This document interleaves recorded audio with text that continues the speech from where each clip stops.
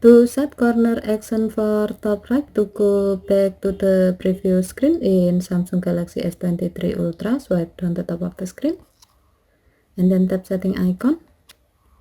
Scroll down the screen to find accessibility.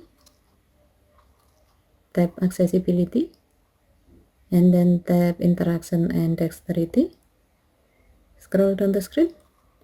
Under mouse and physical keyboard section, tap auto action after pointer stop. Under corner action section, tap top right.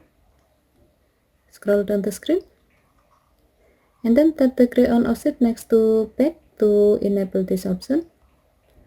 When the switch turns blue, it means that this option is on.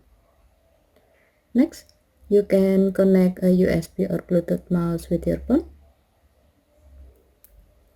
Once done connecting, now you can easily go back to the previous screen by hovering and stopping your mouse pointer on the top right corner of the screen.